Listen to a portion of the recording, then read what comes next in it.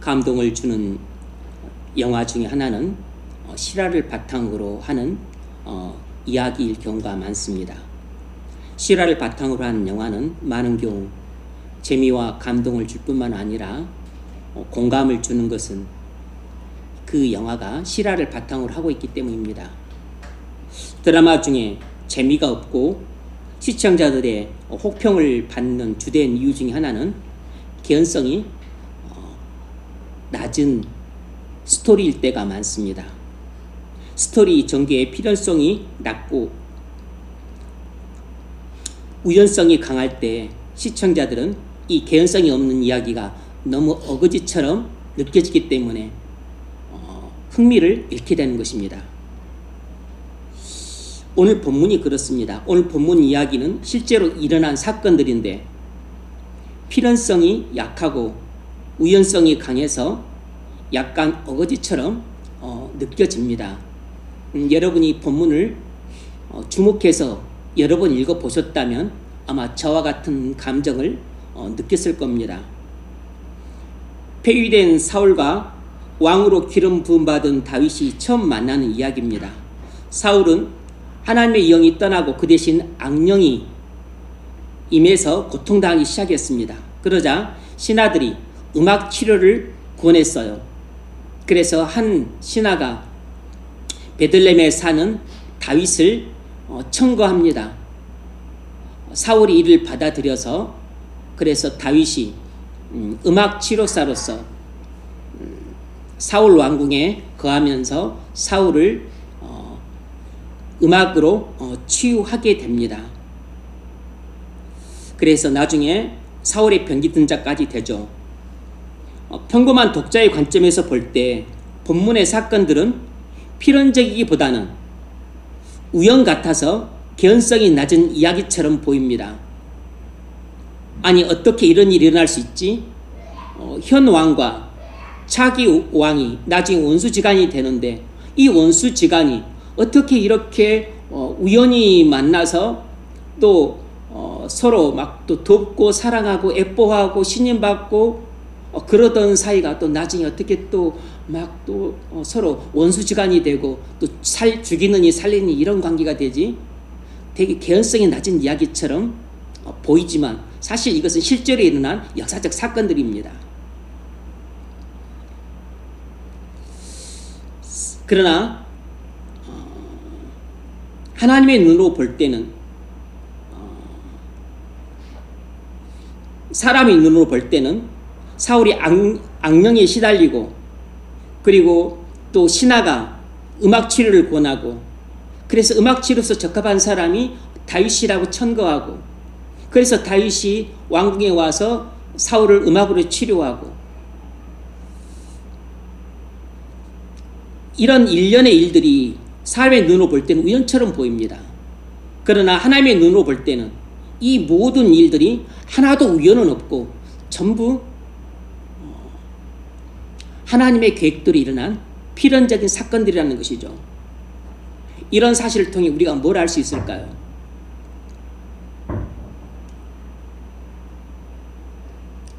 세상 만사는 하나님의 섭리라는 것입니다.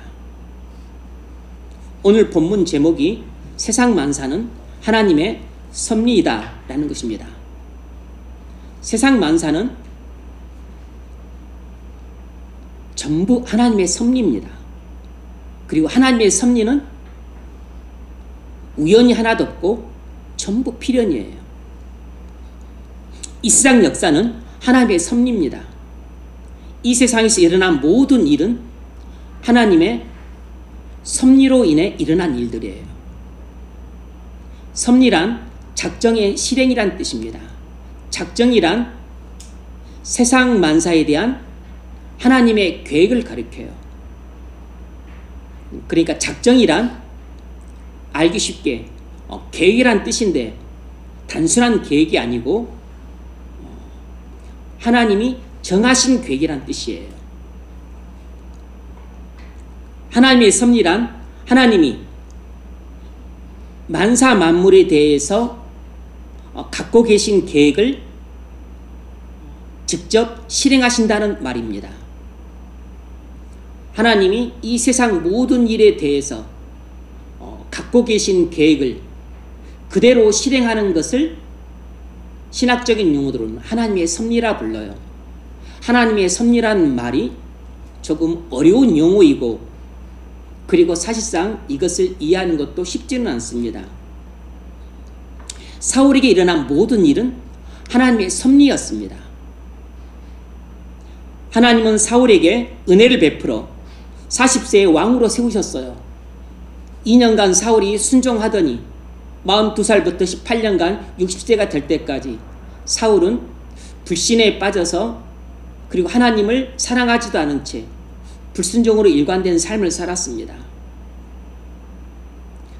하나님의 영으로 감동시켜서 왕으로 하나님께 순종하고 충성할 기회를 하나님은 사울에게 주셨습니다.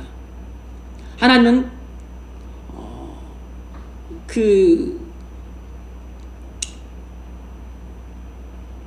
무지렁뱅이로 농사 지으며 살아갈 일개의 농군에 지나지 않는 사람을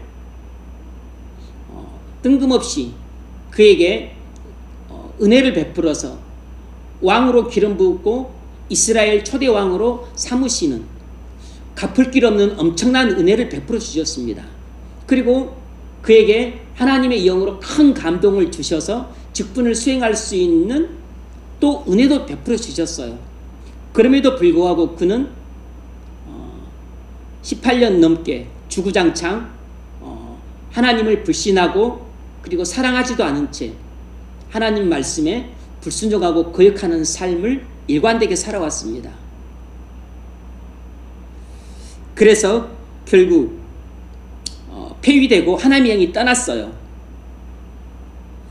하나님은 사울이 저지른 악들을 다 허용하심으로 작정을 하신 것이지, 하나님이 사울에게 악을 저지르도록 충동질해서 그가 악을 저지른 것은 아니었습니다. 그러니까 사울에게 일어난 모든 일들은 하나님의 섭리지만, 이것을 오해하기 쉽죠. 그럼 하나님이 사울이 악을 저지르도록 다 계획해 놓고, 그래서 계획 따라서, 하나님의 계획을 따라서 사울은 악을 저질렀는데 사울이 무슨 잘못이냐, 이렇게 생각하면 안 된다는 것입니다. 하나님은 악의 조성자가 아니세요. 하박국서 1장 13절을 보면 하박국이 이렇게 하나님을 고백합니다.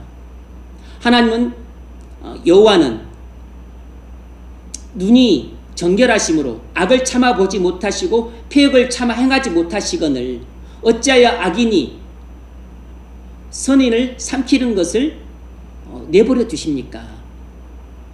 이렇게 하나님께 탄원을 해요.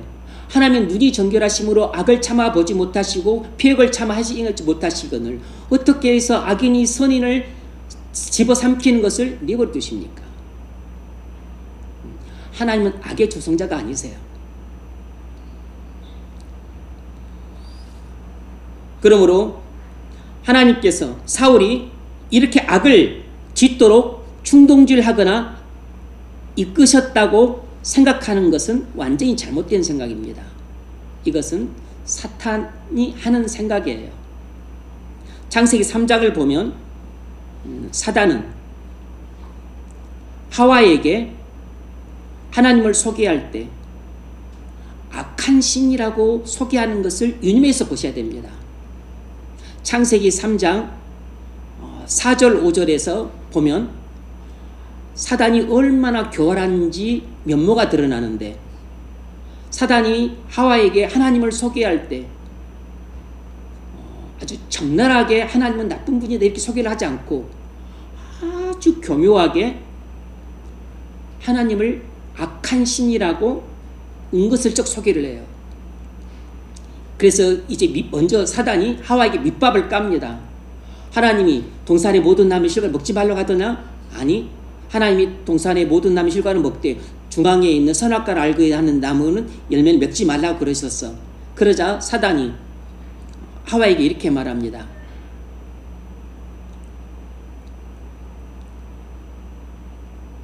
뱀이 여자에게 이르되 너희가 결코 죽지 아니하리라. 그러니까 여자가 하와가 그거 선악과를 먹으면 죽는다 그랬어. 그랬더니 사단이 하는 이야기가 너희가 결코 죽지 아니하리라.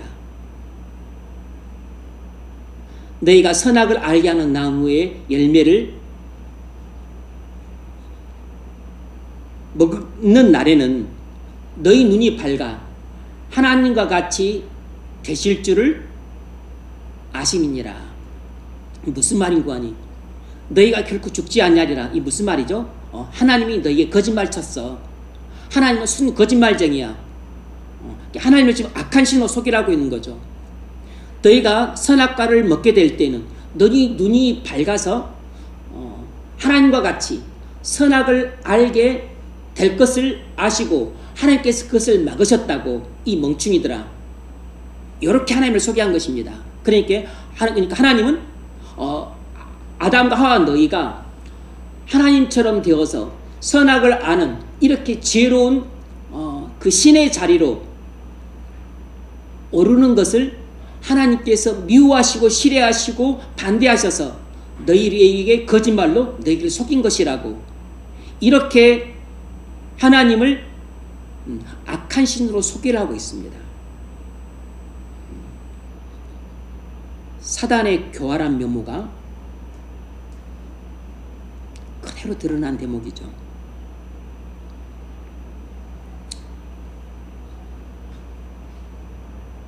14절을 보면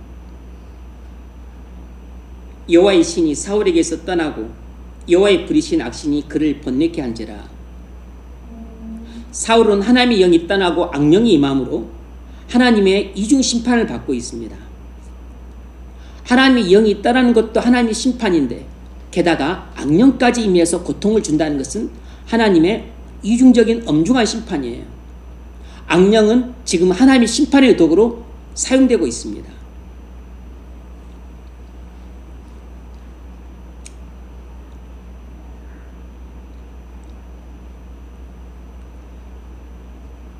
여러분, 우리에게 일어난 모든 일은 하나님의 섭리입니다. 하나님의 섭리 때문에 우리에게 모든 일들이 일어나는 것이에요. 하나님은 우리에게 은혜를 베풀어서 하나님 앞으로 부르셨습니다. 교회에 나와 복음을 듣게 하셨고 진리를 배우게 하셨어요. 주 예수 그리스도를 믿고 하나님의 자녀가 되게 하셨습니다. 성령을 보내주셔서 새 생명을 받고 성령의 인도를 받고 보호를 받고 공급을 받으며 살게 하셨습니다. 그래서 하나님의 은혜로 충만케 하셔서 찬양과 감사 가운데 살게 하셨고 기쁨과 감격 가운데 살게 하셨어요. 그런데 우리 죄로 말미암아 우리가 하나님의 임재를 느낄 수 없게 되었습니다. 마음이 메마르고 차갑고 강팍하게 되었어요. 찬양과 감사도 그치고 기쁨과 감격도 사라졌습니다. 침체와 우울에 빠지고 낙심과 절망을 수시로 느끼기도 합니다.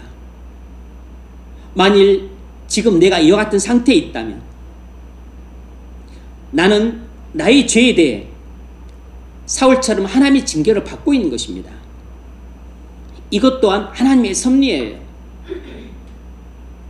그러면 하나님께서 계획하셔서 나로 하여금 죄를 짓고 악을 행해서 결국 내가 하나님의 은혜를 잃어버리고 이렇게 침체와 낭만 가운데 살게 하시도록 하나님께서 계획하셨기 때문에 나는 어쩔 수 없이 지금 이렇게 살고 있는 것이네. 이렇게 생각하고 말하는 것은 말 그대로 사단이 하와에게 한 거짓말을 하와가 속아 넘어간 것 똑같은 것입니다. 그건 전부 사단이 우리를 충동질해서 하고 있는 거짓말에 속아 넘어가 시험 드는 것이에요. 하나님은 악의 조성자가 아닌 것입니다. 우리가 죄를 저지를 때 하나님께서 허용하셨기 때문에 내가 죄를 저질러 하나님의 징계를 받고 있는 것입니다. 내가 죄의 유혹에 빠져 하나님께서 금하신 악을 행할 때 하나님께서 그걸 허용하셨기 때문에 그대로 일이 진행이 된 것이에요.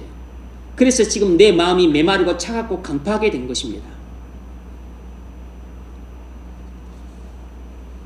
하나님은 내가 저지른 악을 허용하신 것이지 내가 악을 저지도록 조성하신 것이 결코 아닌 것입니다. 하나님은 악의 조성자가 아니세요. 그러면 우린 자기 죄를 정당화하지 말아야 됩니다. 하나님의 섭리라는 말을 오해해서 자꾸 자기 죄를 합리화하는 사람들이 있습니다. 그러니까 섭리란 작정이 실행이다. 그래서 이 세상 만사는 하나님의 계획하신 대로 모든 일들이 진행이 된다. 그러면 이제 사람들이 오해를 많이 해요. 근데 오해를 하는 것이 그 섭리란 말을 잘 이해를 못하기 때문이기도 하지만 많은 경우는 사단이 하와에게 와서 그렇게 거짓말로 교묘하게 하나님은 악한 신이라고 그렇게 부추기는 것과 똑같은 현상이 이 말씀을 듣고 믿지 못하는 사람들에게 일어나는 것입니다.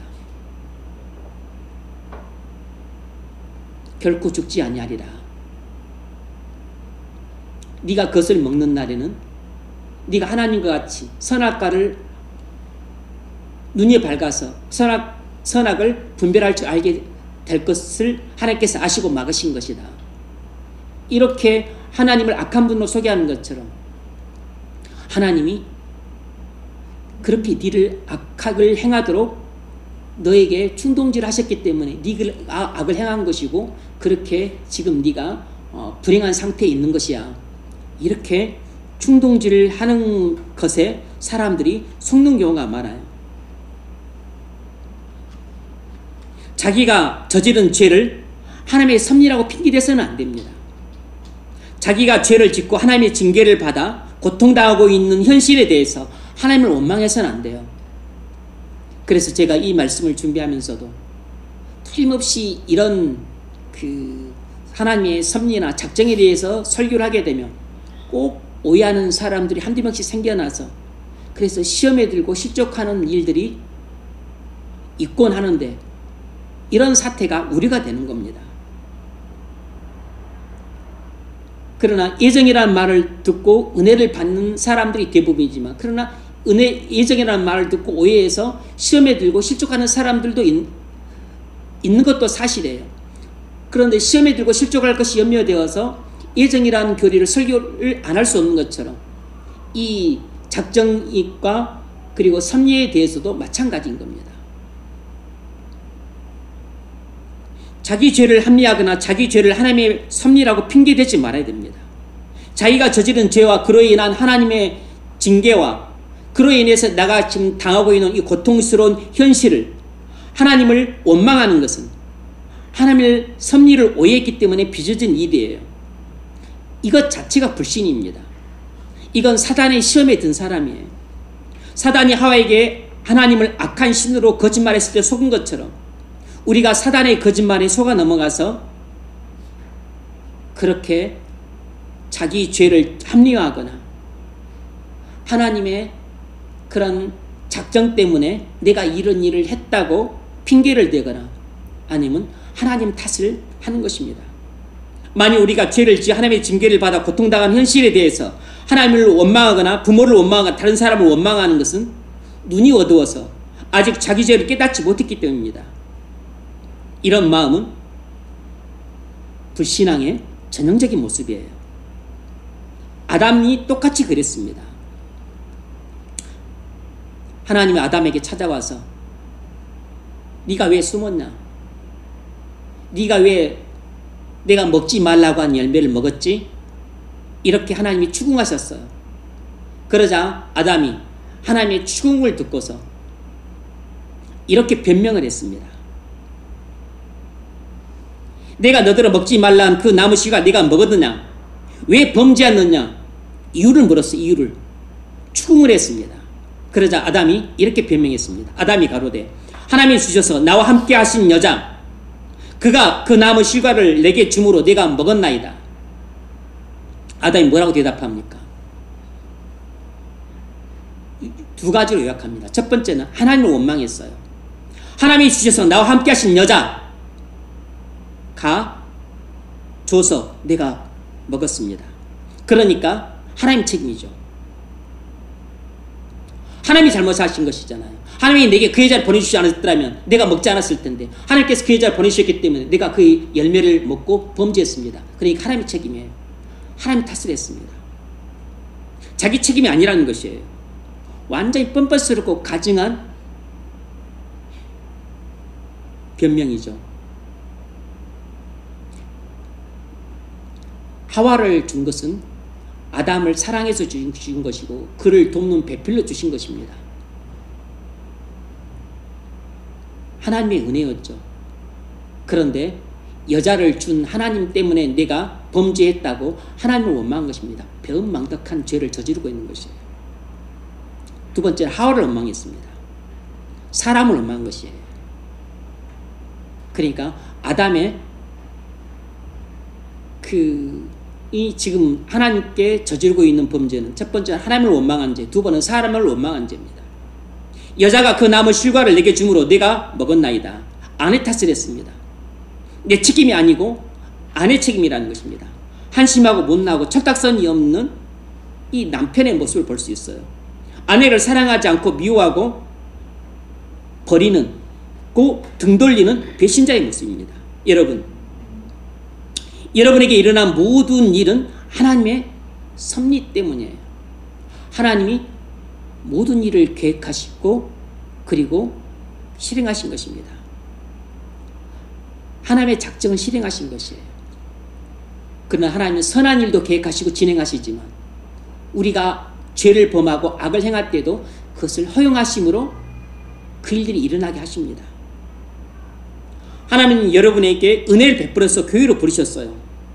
교회에서 복음 듣고 진리를 배워서 예수 그리스도를 믿을 기회를 주셨습니다. 하나님 앞에 여러분의 죄를 회개하지 않고 그리스도를 믿지 않는 것은 여러분 자신이에요. 하나님이 여러분이 회개할 것을 막지도 않으셨고 믿지 못하도록 막지도 않으셨어요. 여러분이 회개하지 않고 믿지 않는 것은 전적으로 여러분 의지로 한 일입니다. 그래서 죄사함의 기쁨과 구원의 감격을 맛보지 못한 것이에요. 그러므로 하나님을 원망하지 마세요. 부모도 원망하지 마십시오. 목사도 원망하지 마세요. 하나님도 사람도 원망할 것이 없습니다. 자기 죄를 정당화하려고 하지 마세요. 그건 아담이 저질렀던 죄입니다. 자기 불신을 하나님의 섭리라고 핑계대지 마세요. 하나님 탓을 하는 것입니다. 하나님을 악의 조성자로 몰아가지 마십시오. 죄에 죄를 더하는 것입니다. 현재 사울이 하나님의 영이 떠나고 악령에 고통당하는 심판을 받고 있는 것은 전적으로 사울 자신의 죄 때문이에요. 하나님은 사울에게 그렇게 죄를 저지르라고 권하신 적이 없습니다. 사무엘을 보내서 죄를 저지르지 않도록 인도하셨고 그리고 저에게 또 왕으로서 직무를 믿음으로 감당할 수 있도록 성령도 부어주셨어요. 성령도 부어주셨지 사무엘을 보내서 말씀으로 친히 인도되어 주셨지. 하나님께서는 사울에게 베풀 수 있는 모든 기회를 주셨고 베풀 수 있는 모든 은혜를 다 주셨어요. 그런데 은혜를 저버리고 그리고 기회를 놓친 것은 사울 자신입니다. 마찬가지로 여러분이 죄사함의 기쁨과 구원의 감격을 맛보지 못하고 고통당하는 것은 전적으로 여러분 자신이 저지른 죄 때문입니다. 여러분이 성령을 받아 새 생명을 얻어 은혜 충만한 삶을 살 기회를 얻었습니다. 그런데 여러분의 게으름과 하나님과 친교를 등한시하고 죄의 유혹에 빠져 하나님의 인재를 잃어버렸다면 그건 여러분 책임이에요. 그 결과 마음이 강팍하고 교만하게 되었고 하나님의 인재를 느낄 수 없는 침체 상태에 빠지게 되었다면 이 또한 하나님의 섭리로 일어난 일입니다. 하나님이 여러분에게 선한 일도 계획하시고 진행하시지만 그러나 여러분이 저지르는 악과 죄도 하나님께서 허용하심으로 일어난 일들이에요. 그러므로 우리가 행하는 믿음의 순종 그리고 우리가 하는 선행 이것은 하나님의 전적인 은혜가 있었기 때문에 내가 믿음으로 순종하고 선을 행했던 것이지만 내가 저지른 죄 그리고 하나님의 명령을 거스러서 행했던 악은 내가 하나님의 은혜를 저버리고 나의 죄성을 쫓아서 저지른 죄고 악인 것입니다. 그래서 순종과 선행은 전적으로 하나님의 은혜 때문에 나온 것이지만 내가 저지른 죄와 악은 전적으로 나의 타락한 본성과 그리고 내가 세상과 사단에게 속아서 저지른 죄악들이에요. 그래서 내가 한 순종과 선행은 전적으로 하나님의 은혜의 공로이기 때문에 하나님의 은혜를 찬양하는 것이지만 내가 하나님의 말씀을 불순종히 저지른 죄 하나님께서 금하셨고 말씀을 통해 금하셨고 또 목사를 통해 악을 행하지 않도록 그렇게 인도하셨건만 끝내 내가 저지른 그 악들은 전적으로 내 책임인 것입니다. 순종과 선행은 전적으로 하나님의 은혜로 말미암은 것이고 내가 저지른 죄와 악은 전적으로 내 책임인 것이에요. 그러므로 하나님을 원망하지 마세요. 사람도 원망하지 마십시오.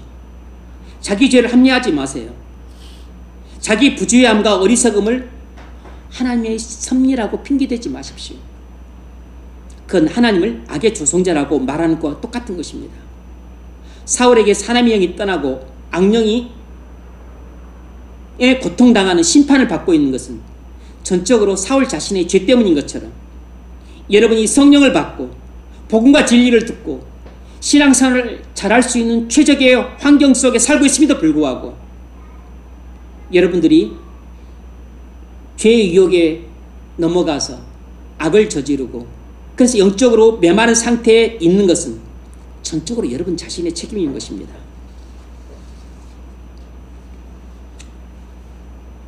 뿐만 아니라 다윗에게 일어난 모든 일도 하나님의 섭리 때문입니다. 사울에게 일어난 모든 일뿐만 아니라 다윗에게 일어난 모든 일도 전적으로 하나님의 섭리 때문에 일어나는 것이에요. 다윗은 이스라엘 왕이 되겠다고 꿈꾸고 도전한 적이 없습니다. 그런데 하나님이 뜬금없이 다윗 인생에 개입하셨어요. 찾아오셔서 그에게 그냥 다짜고짜 왕으로 기름 부어서 성령으로 충만케 하셨네. 다윗은 그것을 한 번도 원한 적이 없습니다. 다윗은 음악 치료사가 되어서 왕궁에 들어가서 고관 대작들의 병을 고치고 그래서 부도 없고 명예도 없고 출세하고자 그런 것을 꿈꾼 적이 없어요. 그런데 계획에도 없던 음악 치료사가 되어서 뜬금없이 왕궁에 들어가서 왕을 치료하고 사랑을 입어 병기 든 자까지 되었습니다. 다윗의 인생이 다윗의 계획대로 된 것이 아니에요. 전부 하나님의 계획대로 되었습니다. 다윗이 자신의 인생을 자신이 꿈꾸고 원하는 대로 살아간 것이 아니고 하나님이 계획대로 다윗의 인생이 흘러갔어요. 섭리란 작정의 실행이라 그랬습니다. 작정이란 알기 쉽게 말하자면 정해진 계획이에요. 작정이란 만사 만물에 대한 계획을 말합니다. 하나님은 이 세상 모든 것에 대해서 계획을 갖고 계시고 계획하신 대로 일들을 실행시키세요. 그래서 이 세상 모든 일들은 하나님의 섭리입니다. 하나님이 작정하신 대로 다 실행되는 것이에요. 다윗이 왕이 되고 왕이 되기 전 왕궁에 들어가서 사울 왕을 곁에서 모실 기회를 가진 것은 사울 자신의 계획이 아니었습니다. 그건 전부 하나님의 계획이었어요. 다윗은 그런 계획을 짠 적이 없어요. 마찬가지로 우리도 우리 인생 계획을 나름대로 짜긴 할 겁니다. 저도 중학생 때 계획을 많이 짰어요.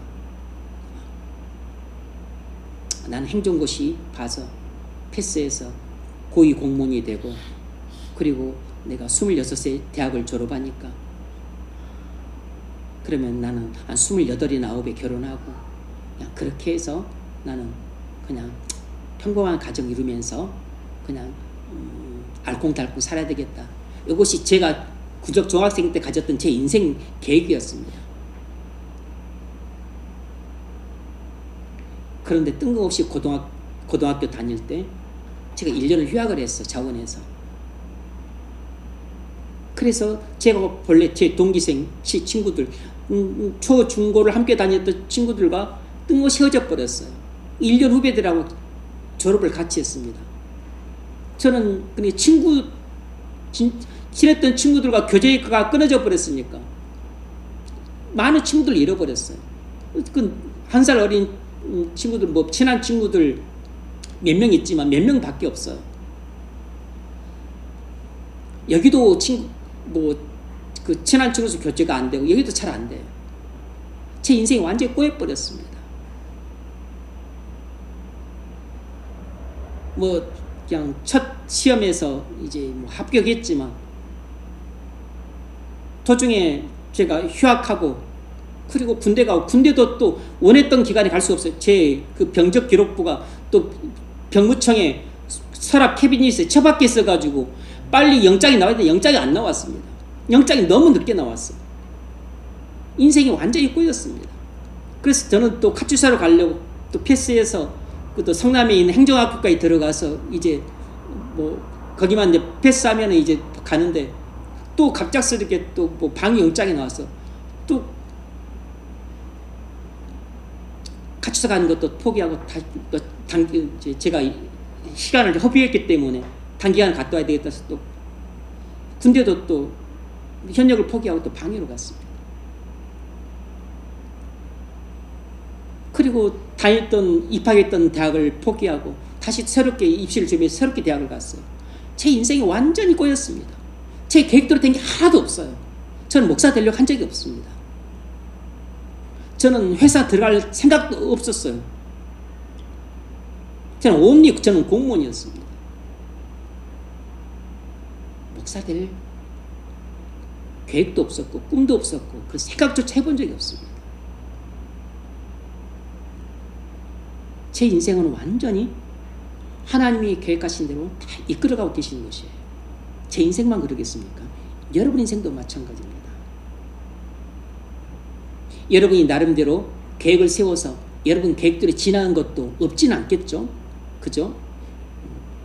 뭐 우리 선의 자매는 그 이랜드 들어가고 싶어서 해서 또 시도했는데 또 들어갔다 그랬죠? 되게 좋았다 그랬죠.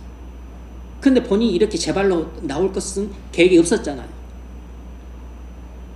그러니까 계획대로 되는 부분도 없는 것은 아니지만 우리 인생 자체가 계획대로 되는 게 별로 없어요.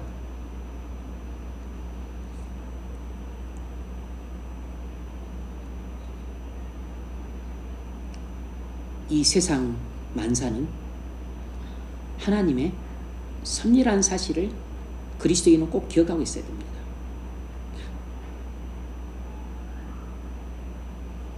왜 하나님은 다윗이 왕이 되기 전 왕궁에서 음악 치료사로서 생활하게 하셨을까요? 왜 하나님은 굳이 이 어린 나이에 다윗을 양치고 있었는데, 그리고 이제 그를 왕으로 세우기 위해서 먼저 기름을 붓고 성령 충만케 하셨는데, 왜 그 장차 다윗을 죽이려고 안다라는 그 사울에게 그렇게 곁에 두셔서 생활하게 하셨을까요? 크게 두 가지 중요한 이유가 있습니다. 첫 번째 중요한 이유는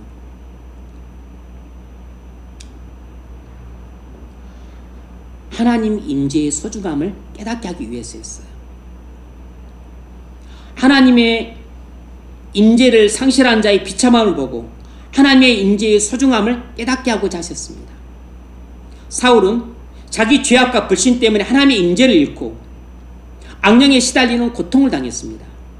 하나님은 다윗으로 하여금 이처럼 하나님의 임재를 죄악 때문에 잃어버리는 것이 얼마나 비참한지를 다윗을 보고 철저하게 각인케 하셨습니다. 다윗은 나이 아직 어렸지만 성령 충만함을 받았기 때문에 이미 영안이 열려서 사울이 왜 저렇게 하나님의 은혜를 잃고 심판을 받으며 저렇게 고통당하는 비참한 삶을 사는지 이미 다 보고 깨닫고 있었습니다. 그래서 다윗이 밧세바와 간음하고 우리아를 죽이는 범죄를 저질렀을 때 제일 무서워했던 것은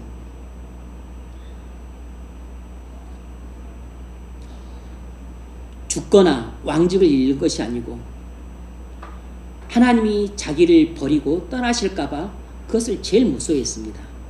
그 시편 51편 11절에 나오는 것이죠.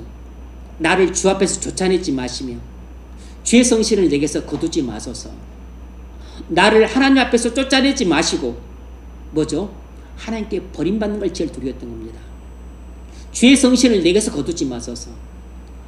하나님의 영이 떠나는 것, 하나님의 임재를 상실하는 것을 제일 무서워했던 것은 그가 사울을 곁에서 모실 때 그걸 뼈저리게 경험했던 겁니다.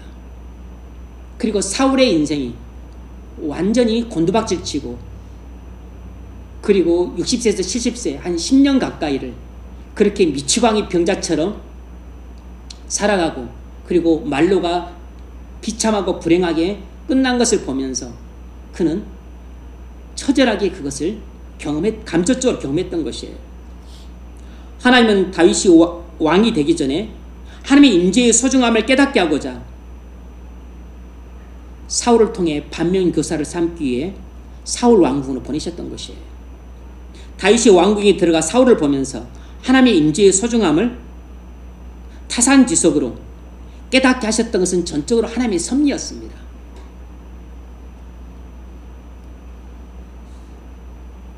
이스라엘 왕에게 가장 중요한 것은 하나님과의 올바른 관계였어요. 그런데 이스라엘 왕이었던 사울이 하나님과의 관계가 깨짐으로 인해서 그는 이스라엘 왕의 자리에 있긴 했었지만 실질적으로는 이스라엘 왕으로서의 직무를 충실하게 감당할 수가 없었어요. 왜냐하면 하나님께서 그에게 은혜를 주지 않으셨기 때문에. 그래서 나중에 다윗이 그가 왕이 되어서 왕으로서의 직무를 감당하려고 할 때 그는 자신의 정치적인 식견이나 경륜 그리고 자신의 이성과 지혜, 경험 이런 것을 의탁하지 않고 철저하게 하나님께 모든 것을 의탁했던 것은 아마 이때 간접적으로 배운 경험이 큰 도움이 되었을 것이에요. 그래서 다윗은 그가 이스라엘 왕으로 통치할 때 그가 40년간 통치를 하잖아요. 그때 다윗은 하나님과 올바른 관계의 소중함을 이미 사울이 왕궁에서 섬길 때 사울을 통해서 타산지석으로 이미 뼈저리게 경험했을 뿐만 아니라 또 자신이 13년간 고난의 피난 생활을 할 때도 본인이 직접 경험을 했잖아요. 그래서 하나님과 친밀한 교제가 얼마나 중요하고 말씀 묵상과 기도를 통해서 하나님과 친밀한 교제를 나누고 하나님의 임재 가운데 살고 그리고 큰 일뿐만 아니라 작은 일도 하나님께 세세하게 물어가면서 하나님의 인도를 받아서 결정하고 그리고 아무리 적이 쳐들어오고 위기가 봉착하고 아들이 반란을 일으켜서 목숨이 경각지간에 놓이는 상황에 처할지라도 하나님이 자신과 함께 하시면 물리치지 못할 고난이 없고 벗어나지 못할 위기가 없고 극복하지 못할 곤란한 상황이 없다는 것을 그는 알았기 때문에 고난도 위험하고 위기도 위험하고 그리고 적들도 위험하지만 하나님의 임재를 잃어버린 것이 가장 위험한 일이라는 것을 그는 알고 있었던 겁니다.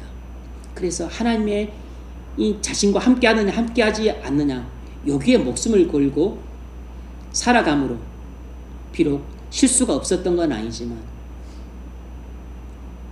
이스라엘 왕으로서 직무를 성실하게 감당할 수 있었던 것이에요. 그러므로 우리가 직접은 아니더라도 간접적으로 타산지석으로 배우는 교훈도 대단히 중요한 겁니다.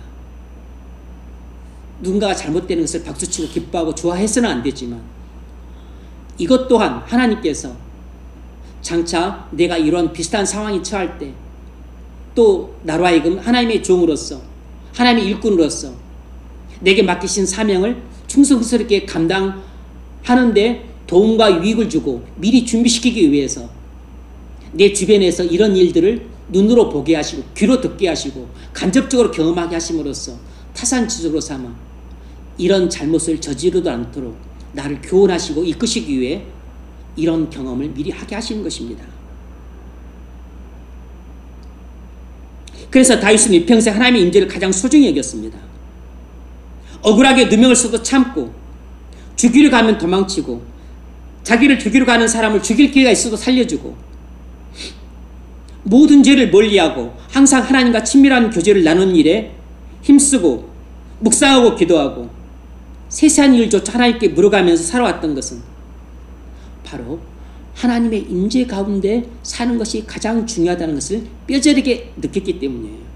하나님의 내 건강을 잃는 것은 작은 것을 잃는 것이고 친구를 잃는 것도 작은 것을 잃는 것이고 감옥에 가는 것도 고생을 하는 것도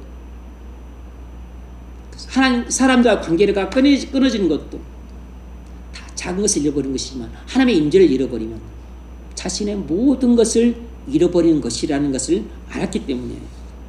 여러분, 우리가 누군가 하나님의 은혜를 잃고서 비참하게 사는 것을 보거든 하나님의 은혜의 소중함을 깨닫게 하기 위해서 나를 그 사람 곁에 두셨다는 것을 기억하십시오. 내가 지금 그 사람 곁에서 그 비참한 광경을 목도하고 간접적으로 경험하는 것은 우연이 아니고 하나님의 계획을 따라 이루어지는 필연적으로 일어나는 일인 것입니다. 하나님의 섭리로 일어나는 일인 것이에요. 여러분이 오늘 이 자리에 앉아 있는 것은 여러분이 맘먹고 의지적으로 걸어서 나온 것이겠지만 여러분의 계획을 따라서 나온 것이겠지만 그러나 사실은 그 이면에는 하나님의 계획대로 하나님께서 여러분의 마음에 감동을 주시고 발걸음을 이끄셔서 이곳으로 오도록 일어난 필연적인 일이라는 것을 아셔야 됩니다. 오늘 원래 안 오려고 그랬는데 어찌해서 그냥 오게 됐어요. 우연처럼 같아 보이지만 이 세상에서 우연히 일어난 일은 아무것도 없어요. 전부 필연적으로 일어난 일인 것입니다. 정반대로 우리 주변에서 하나님 임재 가운데 성령 충만하게 사는 사람을 보거든 이는 하나님께서 우리에게 하나님의 임재 가운데 성령 충만하게 사는 것이 얼마나 복된 삶인지 눈으로 보고 귀로 듣고 피부로 느끼면서 도전받도록 하기 위해서 그렇게 은혜 충만한 사람을 내 주변에 두셨다는 것을 명심하셔야 됩니다. 우연히 내가 눈으로 보는 게 아니고 우연히 듣는 것이 아니고 우연히 느끼고 경험하는 것이 아니에요. 이 일은 내가 계획한 것이 아니고 하나님이 계획한 것입니다. 하나님이 계획하신 대로 지금 그 일이 내게 일어나고 있는 것입니다. 이 일은 우연히 일어난 일이 아니고 하나님의 계획대로 진행되고 있는 일이기 때문에 일어나지 않을 수 없는 필연적인 일들인 것입니다. 이 일은 아무런 의미도 없이 우연히 일어난 일이 아니고 분명한 의도를 갖고 행하신 하나님의 섭리예요. 그래서 안 일어날 수 있었던 일이 아니고 반드시 일어날 수밖에 없었던 일이 과거에 내게 일어났고 지금도 내게 일어나고 있고 앞으로도 일어나게 될 것입니다. 이 세상에는 우연은 없습니다. 이 세상에는 필연밖에 없는 것이에요. 그 이유는 이 세상의 모든 일들은 하나님이 계획하신 대로 일어나기 때문입니다. 이 세상 모든 일은 하나님이 주관하세요. 그러므로 우리에게 일어나는 모든 일은 하나님의 섭리라는 것을 기억하십시오. 그것이 좋은 일이든 나쁜 일이든 하나님이 계획하신 대로 일이 일어나는 겁니다. 그러나 여러분, 하나님의 자녀에게 하나님의 섭리는 항상 궁극적으로 선을 이룹니다. 그러므로 하나님의 자녀인 우리는 하나님께서 내게 행하실 일이 무엇일지 걱정할 필요가 없어요. 하나님께서 내게 어떤 일을 행하실지 우리는 그것을 알 수 없지만 그것 때문에 걱정하거나 불안해하거나 두려워 떨 필요가 없습니다. 그런데 하나님에 대한 신뢰감이 약한 사람에게 일어나는 그 첫 번째 징조는 아직 일어나지도 않은 일에 대해서 걱정이 많다는 것입니다. 그리고 앞으로 일어날 일들을 생각하면서 막 불안에 떤다는 것이에요. 걱정이 많고 불안이 많은 사람은 하나님에 대한 신뢰가 약하다는 뜻입니다. 그리고 앞으로 일어날 것이 분명할 수밖에 없는 일들에 대해서 막 두려워 떠는 것이에요. 그것은 하나님의 섭리가 내게 나쁜 방향으로 작동할까봐 걱정하는 것인데 이건 불신의 소산입니다. 하나님을 신뢰하면 걱정과 불안과 두려움이 사라지는 이유도 여기에 있는 것입니다. 그래서 은혜와 평강은 항상 믿음의 결과예요. 그래서 바울이 우리에게 이 말씀을 하지 않았습니까? 우리가 알거니와 하나님을 사랑하는 자 곧 그 뜻대로 부르심을 입은 자들에게는 모든 일이 합력하여 선을 이루느니라. 하나님을 사랑하는 자가 누굽니까? 하나님을 신뢰하는 자죠.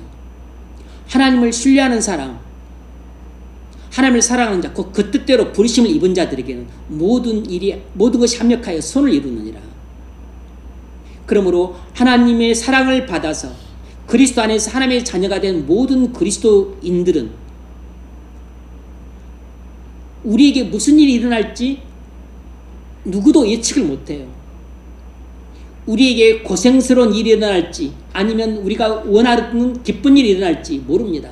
그러나 고생스러운 일이 일어나든 기쁜 일이 일어나든 또 즐거운 일이 일어나든 고통스러운 일이 일어나든 그러나 이 모든 일은 반드시 우리에게 합력해서 선을 이루도록 섭리하실 것이라는 것이 하나님이 우리에게 하신 약속이에요. 그러므로 우리가 이 약속을 믿으면 하나님의 섭리에 대해 두려워할 필요가 없는 것입니다.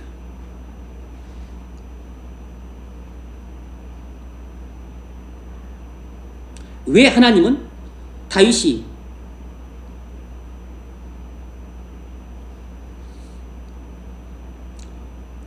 왕궁에서 음악 치료사로서 생활을 하셨을까요? 그 두 번째 이유는 이것입니다. 다윗이 차기 왕으로서 앞으로 수행할 왕직을 미리 준비시키기 위해서였습니다. 다윗은 왕으로 기름 부음 받았기 때문에 이제 사울의 뒤를 이어 이스라엘 차기 왕으로 왕직을 수행해야 됐습니다.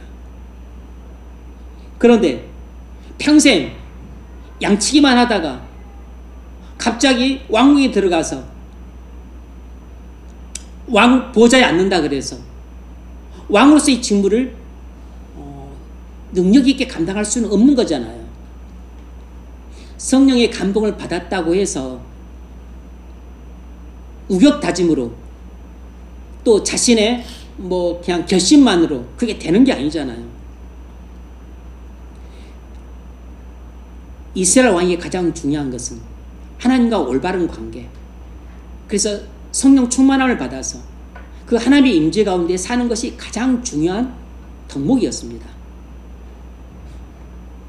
그래서 다윗이 왕궁에 들어온 첫 번째 이유는 하나님과 올바른 관계가 얼마나 중요한지를 뼈저리게 느끼고 경험하도록 하기 위해서 그게 왕궁에 들어왔던 것이에요. 두 번째 이유는 이제 실제적으로 차기 왕으로서 왕직을 수행할 업무 능력을 갖추도록 하기 위해서 하나님이 다윗을 기브아 왕궁으로 보내신 것입니다. 왕으로서의 정치감과 대인관계, 국내의 정세를 파악하는 능력, 통치력, 리더십 이런 것들을 미리 배울 수 있는 절호의 기회를 하나님이 다윗에게 베풀어 주신 것입니다. 차기 왕으로서 이보다 더 좋은 학습 환경은 없었던 것이에요. 그런데 베들레헴에 살고 있는 다윗이 기브아 왕궁에 들어가기까지 이 모든 일들을 다윗이 계획한 것도 아니고 아버지 이새가 계획한 것도 아니고 사무엘이 계획한 것도 아니에요. 이건 전적으로 눈에 보이지 않는 하나님이 그 배후에서 다 계획하시고 일들을 한 치의 빈틈도 없이 치밀하게 진행해 가신 것입니다. 사울이 악령에 시달려 정신적 고통을 당하게 만들고 신하가 음악 치료를 권하고 그래서 또 다른 신하가 음악 치료사로서 다윗을 청구하고 그래서 다윗이 왕궁에 들어와서 차기 왕으로서 왕직을 수행할 업무 능력을 배우게 된 것이에요.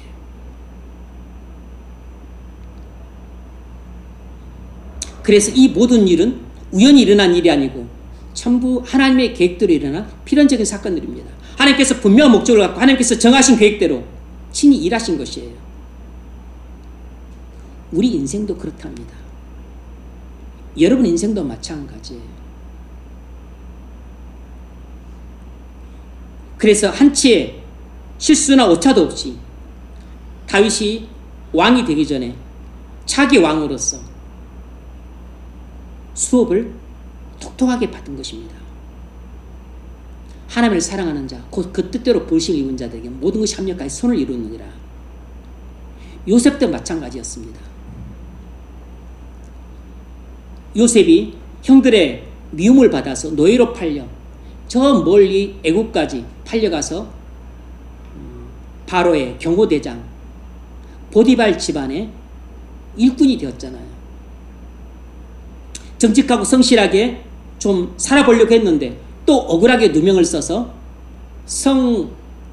성추행범이라고 하는 아주 그냥 더러운 죄목으로 감옥에 갇혔습니다. 죄수가 됐어요.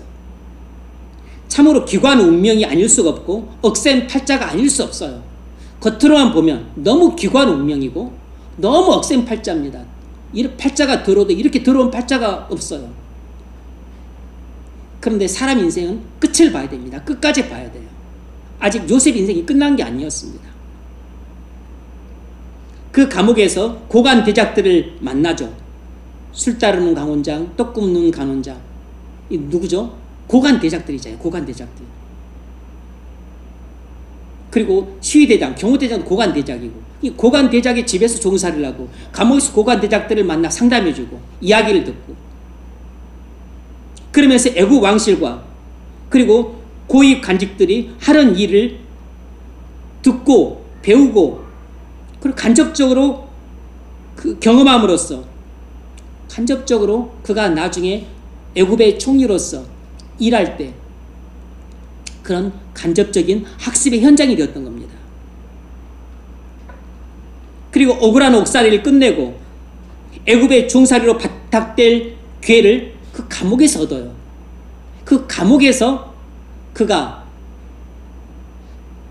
죄수의 신분을 벗을 뿐만 아니라 개천에서 용나듯이 그냥 곧바로 1인 지하 만인 지상의 총리 자리에 발탁되는 기회를 그 더러운 팔자라고 생각되는 그 죄수 신분에서 얻게 됩니다. 요셉이 자기 인생을 계획한 것이 아닙니다. 하나님이 계획하신 것이에요. 우연히 일어난 일입니까? 우연이 아니에요. 하나님의 계획을 따라서 일어난 필연적인 사건들입니다. 요셉은 보디발 집안의 총무로서 감옥의 저수로서 사실은 장차 애굽의 총리로서 수행해야 될 그 총리 수업을 미리 톡톡히 받고 있었던 것이에요. 요셉이 그걸 알았을까요? 그 당시에 요셉이 어찌 알았겠습니까? 그걸 알 수 있는 사람은 아무도 없어요. 요셉도 나중에 나이가 들어서 나중에 하나님께서 말씀하시고 영안을 열어주심으로 나중에 하나님의 섭리를 깨닫게 됩니다. 그래서 창세기 45장 5절 8절을 보면 하나님이 생명을 구하시려고 나를 당신들 앞서서 보내셨나이다. 형들이 요셉이 와가지고 제발 용서해달라고 이제 아버지 야곱도 죽고 요셉이 자신들에게 복수를 할까 봐 겁이 나서 살려달라고 애걸복걸할 때 아니다. 걱정 마라. 하나님이 생명을 구원하시려고, 우리 가족들을 전부 구원하시려고 나를 앞서 먼저 보내셨다. 그런즉 나를 이리로 보낸 자는 당신들이 아니요 하나님이시라. 나를 이리로 보낸 자는 당신들이 아니요 하나님이시라. 요셉은 하나님의 섭리를 이해했던 겁니다. 요셉의 인생은 자신의 꿈을 따라 이루어진 인생도 아니고 도전으로 성취한 인생도 아니고 자신의 계획대로 된 인생도 아니고 자신의 계획대로 된 게 아무것도 없어요. 전부 하나님의 계획대로 된 인생입니다. 요셉의 인생은 사람의 눈으로 보면 너무 기구한 팔자고 그리고 너무 재수없는 억센 인생이에요. 그런데 요셉의 인생만큼 드라마틱하지만 이런 복된 인생이 어디 있습니까? 그런데 요셉만 그런 것이 아니고 모든 그리스도인들의 인생이 그리스도 안에서는 전부 드라마틱한 삶이지만 그러나 복된 인생으로 결말을 맺는 것입니다. 왜죠? 그리스도께서 우리를 사랑하셔서 우리의 인생이 이 땅에서는 오르막도 있고 내리막도 있고 그리고 눈물에 없이는 걸어갈 수 없는 눈물의 골짜기도 있지만 그러나 또 기쁨의 산도 있고 이렇게 사이클을 그리면서 희노애락의 삶을 살고 그리고 때로는 드라마틱한 인생을 살기도 하고 하지만 우리의 인생은 끝은 항상 최종적으로 복된 인생으로 끝나게 되어 있습니다. 그것은 바로 예수님이 우리의 모든 죄를 지고 십자가에서 죽으심으로 우리 모든 죄에 대한 우리가 마땅히 받아야 될 하나님의 진노의 형벌을 다 받으셨기 때문이에요. 피 흘려 죽으심으로 모든 죄를 없이 하셨을 뿐만 아니라 모든 사망 가운데에서 우리를 건지셔서 우리에게 하나님의 자녀가 되게 하셨기 때문이에요. 그래서 우리가 죄로 말미암아 들어가게 된 이 지옥 같은 사단의 나라에서 그리스도 안에서 벗어나서 이제는 의롭다함을 받아서 이미 하나님의 자녀라는 신분을 얻었고 그리고 이미 마음속에 하나님 나라가 임했고 그리고 장차 영광스러운 몸을 입고서는 영광스러운 하나님의 나라에서 영원히 살게 될 것이기 때문입니다. 그래서 우리 각자의 인생은 이 땅에서 볼 때는 각 사람마다 인생의 드라마가 다릅니다. 어떤 사람은 그냥 순탄하게 뭐 그냥 학교 다니고 졸업하고 결혼하고 가정 이루고 그리고 그냥 무탈하게 한 80 살다가 그냥 죽는 것으로 끝나기도 하고 어떤 사람은 그냥 또 학교 다닐 때부터 그냥 또 가출하고 뭐 도망치고 또 대학도 뭐 들어갔다가 나오고 뭐 직장 생활도 우여곡절이 많고 들어갔다 퇴직하고 뭐 또 다시 들어가고 결혼 생활도 힘들고 어려움이 있고 애들도 말 안 듣고 그러면서 그냥 위기 가운데 살기도 해요. 신앙도 부침이 있고 사람마다 드라마가 다릅니다. 그런데 고생이 없는 인생이 꼭 좋은 것은 아니고 고생이 많고 눈물의 골짜기가 깊고 그리고 시련의 바다가 깊다고 해서 그것이 꼭 마냥 불행한 인생도 아니에요. 우리 인생의 그 과정 속에서 고생이 얼마나 있을까, 위기가 얼마나 있을까, 힘들고 어려운 사건들이 얼마나 있을까, 이건 사람마다 달라요. 하나님이 계획하신 바가 다르기 때문입니다. 그런데 우리 인생의 결말은 다 똑같아요. 요셉의 인생이 복된 인생으로 끝났던 것처럼 우리 인생도 그리스도 안에서의 우리 인생은 전부 복된 인생으로 끝납니다. 왜냐하면 그리스도께서 우리 대신 죄를 지고 하나님의 형벌을 받아서 우리를 죄와 그로 말미암는 영원한 사망에서 건지셨기 때문이에요. 그래서 우리 인생이 우리가 살면서 고통과 슬픔과 눈물의 골짜기는 지나가지만 그러나 영원한 사망과 영원한 지옥과 영원한 죽음과 그리고 영원한 불행에서는 이미 건짐 받은 것입니다. 이미 구원 받은 것이에요. 그래서 우리는 이 세상 만사가 하나님의 섭리로 되기 때문에 현재 지금 우리의 삶이 어떻고 앞으로 우리에게 일어날 일이 무슨 일이 일어날지 모른다 할지라도 아무 걱정할 필요가 없고 불안해할 필요가 없고 두려워할 필요가 없습니다. 왜냐하면 하나님을 사랑하는 자들에게는 모든 하나님의 섭리가 최종적으로 선으로 끝나기 때문이에요. 그리스도 안에 있는 사람에게는 지금 내가 영적으로 침체되어 있을 수 있고 육체적으로 질병이 걸렸을 수도 있고 그리고 지금 내 인생의 문제가 너무 꼬여서 힘들고 그리고 낙심 가운데 있을 수 있지만 그러나 이 또한 지나가게 될 것이고 이 또한 하나님의 은혜로운 섭리로 회복될 것입니다. 그리고 우리의 최종적인 인생은 그리스도 안에서 하나님이 주시는 안식을 누리며 끝나게 되는 것이에요.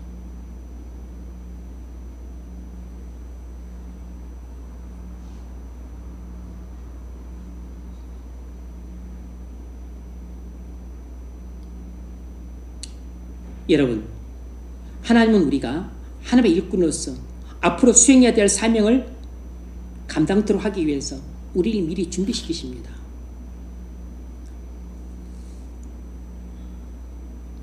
저는 제가 목사가 될 줄도 몰랐지만 제가 또 이렇게 제가 지금 이런 인생을 살게 될 줄은 꿈에도 생각을 못했고 계획한 바도 없어요.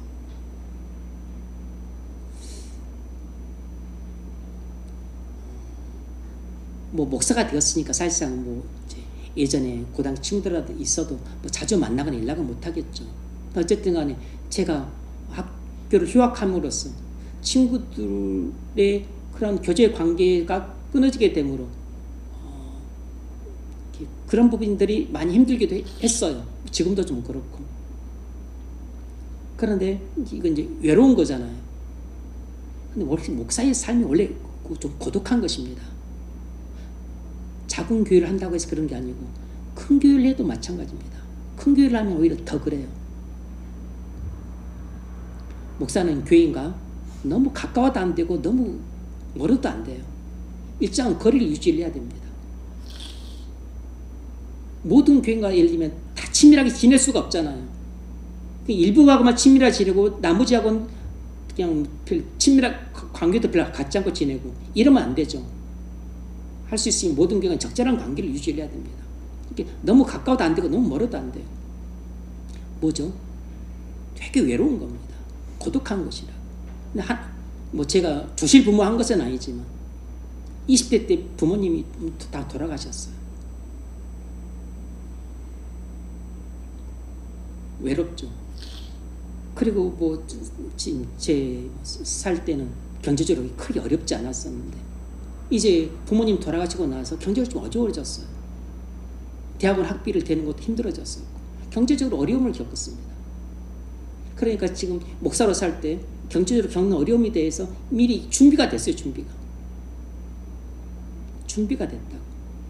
고독에 대한 준비도 되고 그리고 경제적 어려움에 대한 준비도 되고 제가 그런 인생을 계획한 것이 없습니다. 계획하지 않았어요. 그런 인생 원치도 않았습니다. 그런데 하나님이 미리 그런 것들을 준비를 시키셨습니다.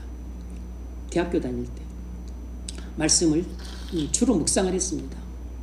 목사가 될 계획도 없었지만 그냥 새벽 기도를 했고 새벽 기도 하는 게 즐거웠고 그게 또 저한테 큰 말할 수 없는 힘이 되었고 위로가 되었고 은혜가 되었어요. 왜 그렇게 막 3시간이고 5시간, 7시간 이렇게 말씀을 묵상하고 그리고 또 막 멀리까지 걸어다니면서 기도를 하고 그렇게 했을까? 하나님께서 그냥 준비시키신 것입니다. 제가 무슨 계획을 갖고 준비를 한 게 아니었어요. 여러분 인생도 마찬가지입니다. 하나님께서 여러분을 하나님의 일꾼으로 쓰시고자 하실 때 미리 준비시키십니다. 그래서 여러분이 혹시라도 질병이 걸리면 그 질병도 그냥 괜히 걸린 게 아니고 혹시 또 뭐 징계를 받아 걸렸다 할지라도 그것은 다 그 쓸모없이 걸린 게 아니고 나중에 그 질병에 걸린 것이 여러분 인생을 살아가고 사명을 감당하는 데 도움이 됩니다. 경제적으로 어려움을 겪는다 할지라도 그것 때문에 너무 낙심하지 마세요. 여러분이 집사로서 또 가장으로서 그리고 사명을 감당할 또 직분자로서 그 일을 감당하기 위해 하나님께서 미리 준비를 시키시는데 지금 당장 우리가 그 이유를 알지는 못해요. 그 목적을 다 알지는 못합니다. 시간이 지나봐야 돼요. 오랜 세월이 지나고 제가 예전에 말씀드렸잖아요. 우리 예정이라고 하는 것은 앞을 보고 올 때는 모릅니다. 뒤를 돌아볼 때서야 그때서야 하나님께 이렇게 예정하셨구나 아는 것처럼 요셉도 그랬잖아요. 그 당시에는 몰랐죠. 자기가 보디발 종살이 할 때 감옥에 있었을 때 자기가 왜 이런 고난을 당하는지 알았겠습니까? 나중에 총리가 되고 다 구원받고 하나님께서 은혜를 주시니까 하나님의 섭리를 깨달은 것처럼 우리도 나중에 머리가 희끗희끗해지고 인생을 살고 뒤를 돌아볼 때 아, 내가 이래서 고난을 당했고 이래서 병에 걸렸고 이래서 어려움을 당했고 이래서 힘든 일이 있었구나. 또 이러기 위해서 나를 이런 곳에 보내셨고 이렇게 훈련받게 하셨고 이렇게 말씀을 듣게 하셨고 이렇게 배울 수 있는 학습 기회와 현장을 주셨구나 라는 것을 깨닫게 되는 것이에요. 그렇다 그래서 나이를 먹으면 우리에게 일어난 모든 일들에 대한 하나님의 섭리를 다 안다는 것도 아닙니다. 일부만 알아요. 일부만 좀 이해를 하고 깨닫게 될 뿐입니다. 모든 것은 천국에 가면 그때 이해를 하겠죠. 영화로운 몸을 입고 이제는 어떤 것도 방해를 받지 않을 때 그때서야 충분히 이해를 하게 될 것입니다. 그러면 뭐죠? 이 땅에서 살아가는 것은 오직 믿음으로 살 뿐인 것입니다. 우리가 섭리를 배우는 것도 지금 우리에게 일어나는 일에 대한 이해의 지평을 넓히기 위한 목적도 있지만 앞으로 일어날 일들에 대해서 걱정하고 불안해하고 두려워하지 말라는 그런 의미도 담고 있고 이 땅에서의 인생은 바로 세상 만사가 하나님의 섭리라는 그 믿음을 갖고 살라는 것입니다. 그 믿음을 갖고 살 때 앞으로 내게 무슨 일이 일어날지 걱정하지 않아도 되고 당장 고생이 되고 힘들고 어려운 일이 생긴다 할지라도 내 계획이 아니지만 하나님의 계획대로 일어난 일이라면 그리스도 안에 있는 내게는 전부 합력해서 선을 이룰 것이라는 것을 믿으면 걱정과 불안과 두려움에서 벗어나게 될 뿐만 아니고 반드시 그 믿음대로 된다는 것입니다. 이것이 바로 오늘 본문을 통해 하나님께서 우리에게 가르쳐 주시는 교훈이 아닐까 생각합니다. 이 말씀을 들음으로 여러분 인생에 대한 걱정에서 해방되시기 바랍니다. 앞으로 일어날 일에 대한 불안에서 벗어나시기 바라요. 그리고 장차 어떤 힘들고 어려운 일이 닥친다 할지라도 겁내지 마시기 바랍니다. 세상 만사는 하나님의 섭리지만 하나님의 섭리는 그리스도 안에 있는 모든 사람들에게는 반드시 궁극적으로 선을 이루게 되어 있습니다. 이 믿음으로 살아가심으로 마음속에 은혜와 평강이 넘치시기를 주의 이름으로 축원합니다.